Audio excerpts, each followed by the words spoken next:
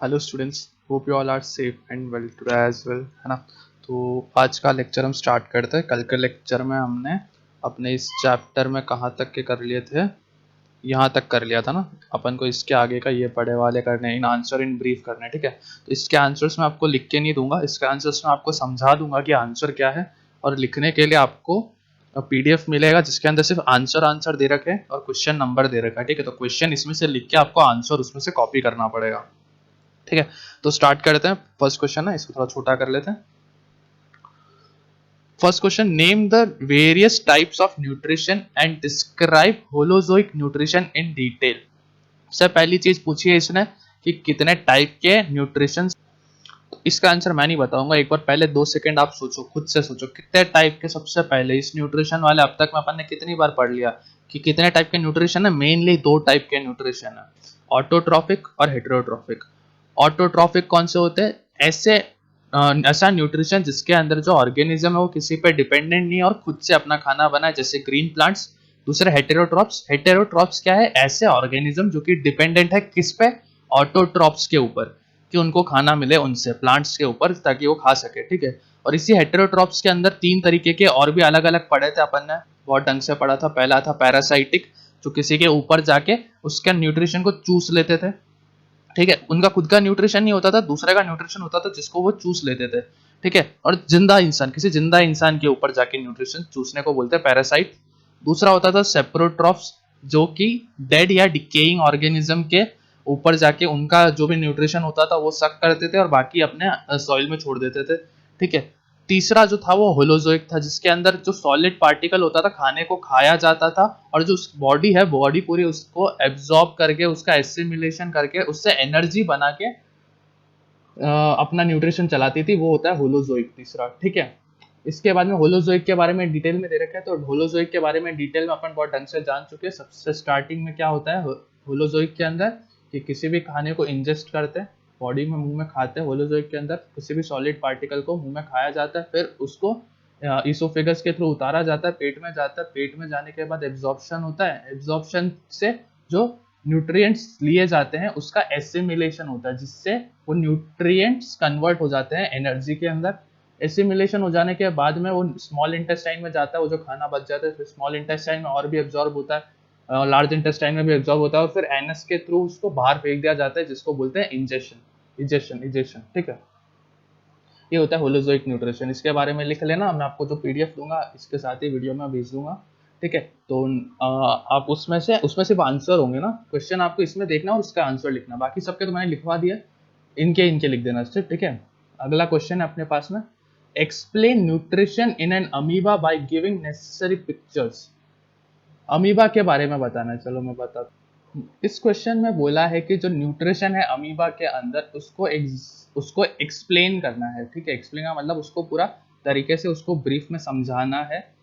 किससे? Necessary pictures, मतलब जो डायग्राम, याद है मैंने आपको डायग्राम बना बना के बताया था कि अमीबा को पहले खाना दिखता है, फिर सूडोपोडिया से खाने को खाता है अंदर, फिर वैक्यूल बनता है, वैक्यूल के अंदर खाना जाता है, डाइजेस्टिव एंजाइम्स आते हैं, उस खाने को निचोड़ के उसका न्यूट्रिएंट ले लेता है और उसको बाद में फेंक देते हैं, वो पूरा का पूरा। चलो मैं इसके अंदर, चाहो तो आप बुक के अंदर से ही लिख सकते हो, और बुक का अंदर का नहीं चाहिए तो उसमें पीडीएफ के अंदर मैं आपको भेजूंगा, है ना, उसमें से देख लेना। ये दिख रहा है ये डायग्राम, बुक अगर आप सबके पास है तो सारे ये डायग्राम को ऐसा का ऐसा बना देना, नहीं तो फिर वो पीडीएफ में तो हो गई, ठीक है। चलो वापस नीचे चलते हैं। अगला क्वेश्चन कैसे होता है पूरा ढंग से याद है ना, वापस मैं समझाऊंगा नहीं अभी इसको। अमीबा को अपन 3 से 4 बार समझ चुके ढंग से, है ना। किसी को डाउट हो तो एक बार पीछे वीडियो देख लो या फिर मेरे को वापस कमेंट में बता देना, मैं आपको समझा दूंगा अगर और भी जरूरत पड़ी तो। बाकी इसको बहुत डीप में समझाया अपन ने और समझने की खास जरूरत नहीं है। Describe the human digestion system. Human digestive system के बारे में, चल इसको मैं एक बार समझा देता हूँ। ह्यूमन डाइजेस्ट, बिल्कुल धीरे धीरे एक एक स्टेप समझते हैं, ठीक है। इसको समझने से अपना ये चैप्टर का डाइजेशन पूरा क्लियर हो जाएगा। एक बार ढंग से सुनना, ठीक है। सबको पेन वेन सब साइड में रख लो, दिमाग लगा के बस एक बार मेरी बातों को सुनो। सबसे पहले ह्यूमन के अंदर क्या होता है? जो ह्यूमन होता है वो खाना देखता है, सॉलिड पार्टिकल। ह्यूमन के अंदर होता है होलोजोइक न्यूट्रिशन, ठीक है। इसको याद, वर्ड को याद रखो, होलोजोइक न्यूट्रिशन होता है, जिसके अंदर क्या होता है, ह्यूमन कोई सा भी सॉलिड फूड पार्टिकल, जरूरी है, सॉलिड फूड पार्टिकल को मुंह में डालता है। इस मुंह में डालने के, बाहर से अपनी बॉडी के अंदर एंटर कराने के प्रोसेस को क्या बोला जाता है? इंजेशन, IN, लिख के बता देते हैं, थोड़ी सी जगह मिल जाए यहाँ पे, चलो एक सेकेंड ना। सबसे पहला आ गया, अपन ने मुंह में एंटर कराया, क्या आ गया सबसे पहला अपना, इतना मोटा कैसे हो गया, हाँ सबसे पहला आ गया अपने पास में इंजेशन। ये क्या होता है, खाने को, फूड को अपने अंदर एंटर कराना, फूड एंटर्स इनटू माउथ, ये इंजेक्शन होता है। ठीक है, लिखना इसको नहीं है, लिखना आपको उस पीडीएफ में जो है उसी को लिखना है। ठीक है, दूसरा, खाना खाया उन्होंने, ठीक है, मुंह में डाला उन्होंने, चबाना चालू किया, चबाने की वजह से वो बड़े बड़े पीसेस थे उसको बिल्कुल छोटे छोटे, जो कॉम्प्लेक्स पीसेस थे बड़े बड़े, उसको बिल्कुल छोटे छोटे सिंपलर सब्सटेंसेस में कन्वर्ट कर दिया गया। इस प्रोसेस को क्या बोलते हैं, डाइजेशन। क्या बोलते हैं इसको, डाइजेशन। क्या है, converting food into simpler substances. Convert किया फूड को सिंपलर सब्सटेंसेस में, इसके बाद में एक इसोफेगस होती है, खाना माउथ से इसोफेगस में जाता है, फिर इसोफेगस एक लंबी सी ट्यूब होती है जिसको फूड पाइप भी कहा जाता है। तो वो लंबी सी ट्यूब क्या करती है, जो खाना अपन ने डाइजेस्ट किया, मतलब छोटे छोटे टुकड़ों में उसको बांट दिया है, उसको इसोफेगस के थ्रू वो जाता है कहाँ पे, स्टमक में। उसके बीच का हाईवे होता है, एक हिसाब से पाथवे होता है, ठीक है, इसोफेगस। तो इसोफेगस से गया पेट में, पेट में जाने के बाद क्या होगा, पेट लगातार कुछ डाइजेस्टिव एंजाइम सिक्रीट करेंगे। वो डाइजेस्टिव एंजाइम क्या करेंगे, जो भी जो अपन ने खाना खाया है उसको पूरा निचोड़ देंगे, उसको पूरा ढंग से ऐसे दबा वबा के एक साथ लाके उसके ऊपर बहुत सारी चीजें कर करके रिएक्शंस करा करा के उसको पूरा निचोड़ देंगे। जैसे अपन नींबू निचोड़ते उसका रस निकल जाता है ना, वैसे उस खाने को निचोड़ने पे उसका न्यूट्रिएंट निकल जाता है। इस निकालने के प्रोसेस को बोलते हैं एब्जॉर्प्शन। क्या बोलते हैं, तीसरा है अपने पास में आ जाता है एब्जॉर्प्शन। इसमें क्या होता है, एक्सट्रैक्टिंग। एक्सट्रैक्टिंग मतलब किसी भी चीज में से किसी चीज को निकालते हैं ना, तो उस वर्ड को एक्सट्रैक्टिंग बोलते हैं। ठीक है, extracting nutrients from food, digested food लिख दो। डाइजेस्ट होने के बाद जो फूड आता है स्टमक में, उसको उसके अंदर से न्यूट्रिएंट को एक्सट्रैक्ट करता है। एक्सट्रैक्ट का मतलब होता है उसके अंदर से निकालना, अलग करना। अलग कर दिया गया, ठीक है। अब क्या होता है बॉडी के अंदर, ये जो एब्जॉर्ब करने के बाद जो न्यूट्रिएंट्स आते हैं बॉडी के पास में, उसको क्या किया जाता है, उसको कन्वर्ट कर दिया जाता है एनर्जी में। इस प्रोसेस को क्या बोलते हैं, चौथा प्रोसेस अपने पास में आ जाता है, चौथा प्रोसेस अपने पास में आ जाता है, याद करो क्या आता है, एसिमिलेशन। एसिमिलेशन का जो प्रोसेस होता है, इसमें क्या होता है, कन्वर्टिंग न्यूट्रिएंट। कन्वर्ट का मतलब पता है ना, एक चीज से दूसरी चीज में चेंज करना किसी भी चीज को। तो पहले जो न्यूट्रिएंट था उसको किस में कन्वर्ट कर दिया है, converting nutrient into energy. Energy में कन्वर्ट कर देते, ये होता है एसिमिलेशन का प्रोसेस। एसिमिलेशन का प्रोसेस हुआ, एसिमिलेशन के बाद में स्टोमक से निचोड़ा गया, स्टोमक में एब्जॉर्प्शन हुआ, उसका एसिमिलेशन हुआ। फिर वो स्मॉल इंटेस्टाइन में गया और छोटी जगह पे गया और एब्जॉर्प्शन हुआ और एसिमिलेशन हुआ। फिर लास्ट में वो लार्ज इंटेस्टाइन में गया, वहां पे भी घूमते घूमते बहुत देर तक एब्जॉर्प्शन हुआ।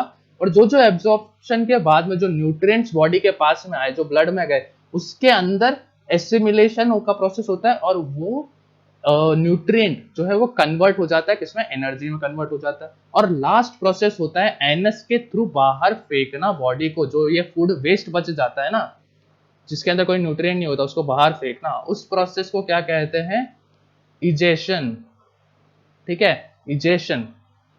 तो क्या होता है इसके अंदर, रिमूविंग।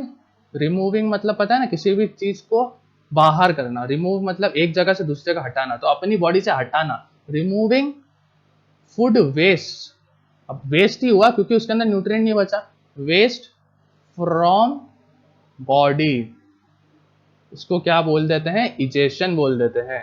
तो ये हो गया आपका थर्ड का आंसर, ठीक है। इसको बुक उसमें से लिखना, पीडीएफ में से, ये भी समझाने के लिए मैंने छोटा छोटा बता दिया है, ठीक है। अगला क्वेश्चन है एक्सप्लेन रेस्पिरेशन इन ह्यूमंस। इसको वापस समझाने बैठेंगे तो बहुत टाइम लग जाएगा, एक काम करना उसमें से लिख लेना, मैंने आपको बहुत ढंग से एक्सप्लेन किया है क्या होता है रेस्पिरेशन बॉडी के अंदर। चलो बता देते हैं एक बार। नाक के थ्रू बॉडी में जाती है सांस, एयर अपन अंदर लेते हैं, है ना। वो एयर अंदर कैसे जाती है कि वो देखो, चलो समझाने के लिए डायग्राम बनाना ही पड़ता है, बिना डायग्राम के समझा नहीं सकते। चलो समझाता हूँ मैं आपको ना वापस से एक बार। देखो क्या होता है बॉडी में एक स्ट्रक्चर होता है जिसका नाम होता है, अरे क्लिक होना, एक ऐसा एक स्ट्रक्चर होता है, ठीक है, जिसका नाम होता है डायफ्रम। ये क्या होता है, जो लंग्स होते हैं ना, लंग्स की जो वॉल होती है, रिबकेज होती है, इसको ऐसे पकड़ के रखता है, ठीक है, ऐसे पकड़ के रखता है। तो जब कॉन्ट्रैक्शन होता है तब ये ऐसे नीचे की तरफ खिंचता है और ये जो इसका बॉक्स है ये बड़ा हो जाता है, ऐसा फूल जाता है। जब फूलता है तो बाहर की गैस अंदर चली जाती है, जैसे ही फूलता है बाहर, ये नीचे आया, ये फूला, बाहर से गैस अंदर गई नाक के अंदर, ये नोस्ट्रिल्स कहलाते हैं, ये नोस का नोस्ट्रिल्स होता है, ओपनिंग अंदर जाता है। अंदर जाने के बाद सबसे पहले लेरिंग्स आता है, फिर वो ट्रैकिया आ जाता है, ट्रैकिया के आगे नीचे उतरते वक्त दो डिवाइडर्स आ जाते हैं लंग्स की तरफ में। मतलब ऐसा स्ट्रक्चर होता है, ये अपने नाक से ये जो आई, ये ट्रैकिया आ गई, ये ट्रैकिया आगे जाने के बाद इधर से अलग और इधर से अलग चली जाती है, एक इधर से इधर चला जाता है, और ऐसे बड़े बड़े बड़े बड़े बड़े,